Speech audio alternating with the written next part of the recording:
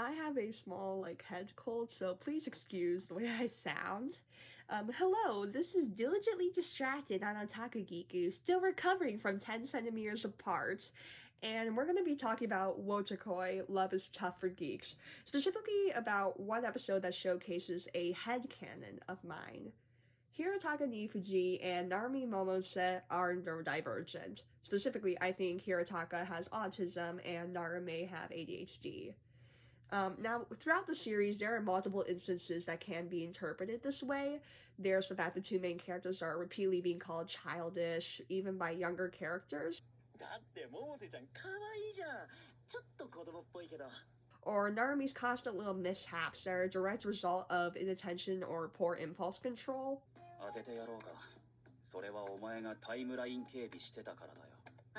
And I know anime loves making blank-faced, unemotional characters, but Hirotaka gives off more autism energy than, say, Legoshi from Beastars or Longa from Skate to Infinity.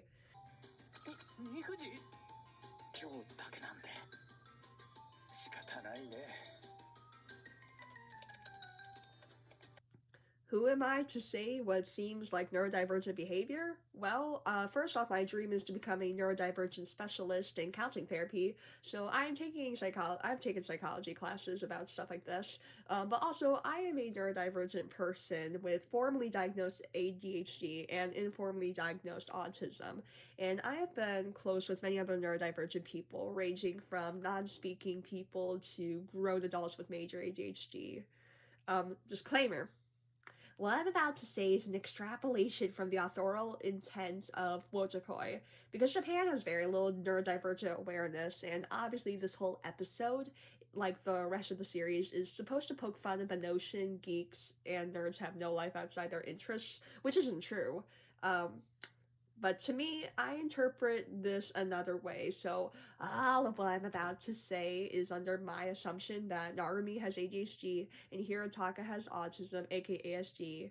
Right away, we open up with what I can only describe as Hirotaka seeing Naru mask for the first time.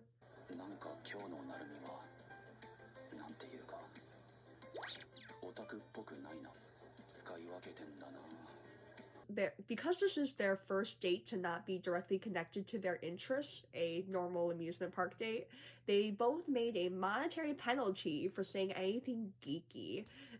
For Naru, this means nothing about anime, and for Hirotaka, this means no video game references. And to me, this is a physical manifestation of masking. Neurodivergent people mask to blend in and appear normal, and this is done to avoid scorn or worse. I think the artistic symbolism of them both holding up the piggy bank in front of each other anytime they slip up is representative of how ingrained the concept of masking is to some people, and that neurodivergent people would encourage it in each other. Definitely Naru's rant about, her keychains and her phone wallpaper and keeping up with mainstream media is about her geekiness.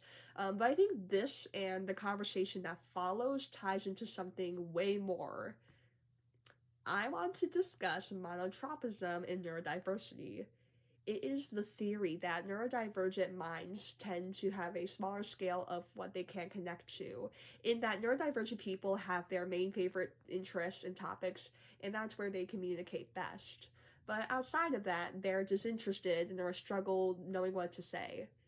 It is the challenge to know what to discuss without those favorite topics, to the point many neurodivergent people's everyday conversations will be rehearsed, pre-prepared in their minds of exactly what to say, word for word. Or if you're like me, it's a lot of nodding and smiling and saying, oh, that's nice. The way Hirotaka and Naru discuss their tendency to talk about their interests more than anything else is the way two recovering addicts talk. It's a force of habit and it's hard to break and it's gross or shameful. Addiction is something to be fixed, but monotropism is not. When you're neurodivergent, it is a part of who you are, and that is perfectly okay. And, to majorly paraphrase what Narumi says while waiting in line for the log ride, monotropism can be overcome if you look around. そんなに考えなくても大丈夫だって。話題なんてその辺に転がってるもんだよ。ほら、私たち今からあれに乗るんだけど、どんな気持ち？な Speaking of a log ride, Hirotaka having a sensory nightmare on the ride because, it splashes you, is a very autistic thing. And he cried like he said he would. Most people don't cry because they went down a log fume, but I have autistic friends who would. And if they weren't such people pleasers, they wouldn't even go on it. And then Hirotaka saying that he wanted to do a Muso attack in the middle of a crowd is a very autism can't handle crowds thing, because Muso attacks are meant to clear out hordes of enemies. Meanwhile, most of what Narumi keeps thinking about is anime things, and no amount of monetary penalty seems to really stop her from saying what she thinks. ADHD. Aside from mentioning the newest episode of her favorite anime, something Hirotaka knew she'd love to talk about, but he subtly encouraged her to wait till later. So next, Narumi freaks out about a horror-themed ride, but she goes on it because it seems they're running out of things to do. Her panic is very ADHD-ish in that it's more aggressive to herself than openly fearful.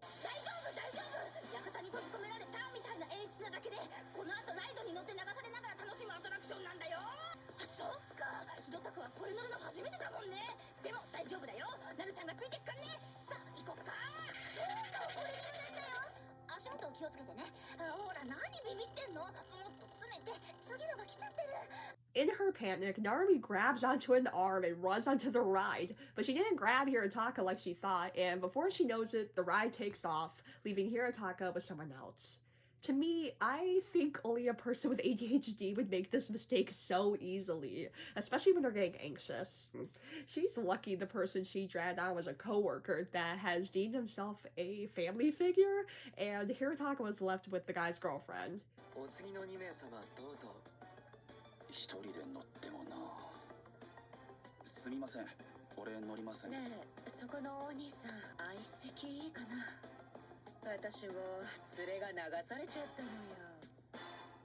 Hirotaka's response to Naru getting stuck with Kabakura is abnormally calm in what most people would freak out, and reacting opposite of how people often react is a trait that can be associated with autism, such as freaking out over dropping a marshmallow but not caring if someone died.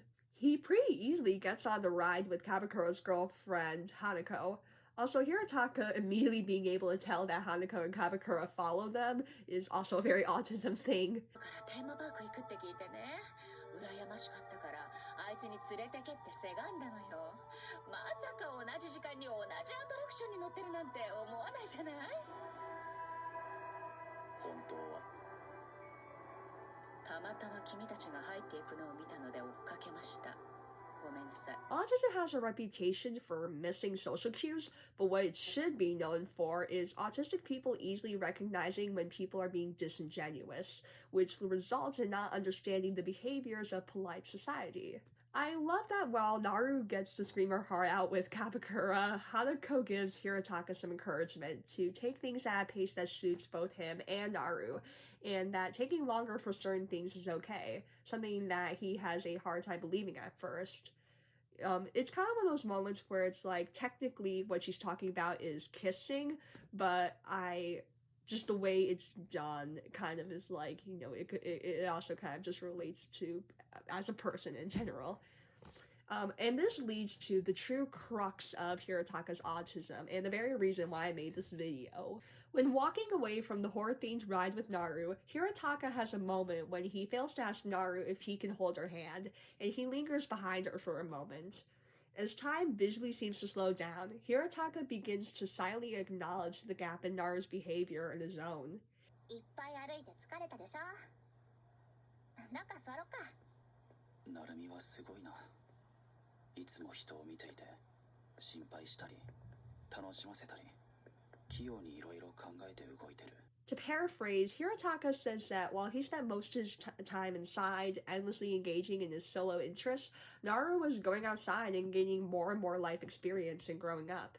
And then the shot changes to Naru walking forward on her own, while Hirotaka as a little kid is standing still. This visual is a manifestation for what happens in many relationships where someone with autism dates someone without autism. As I've seen it called online, the struggle within differently abled romantic relationships is tough because the autistic person can feel like a child at times in comparison to someone who may start to seem too much like a caretaker. This gap is not something that's done on purpose, but rather it's just the differences in abilities can cause rifts and insecurity, like it is with Hirataka, and that's why it's important to talk about these feelings to figure it out. His insecurities are only furthered when Naru, unaware of his internal monologue, realizes Hirataka's ankle is bleeding because of the poor choice of footwear he made, and Naru scolds him because working adults report, communicate, and consult. Hirataka then quietly asks Naru if she enjoys being around him, but she just gets sidetracked talking about anime since she's decided the monetary penalty is a dumb idea after all, which it was. 水を得た魚かよ。解放か。やはり何事も我慢するのは良くないですな。The climax of the episode happens when Naru gives Hirataka some earrings, and this is symbolic since he had pierced his ears years ago in an effort to seem more adult-like. Though, if you ask me, the brashness of teen Hirataka piercing his own ears showed immaturity, and he did it prompted by jealousy. Naru says Hirataka is an adult now, and ends up degrading herself for being childish, and accuses Hirataka of secretly looking down on her.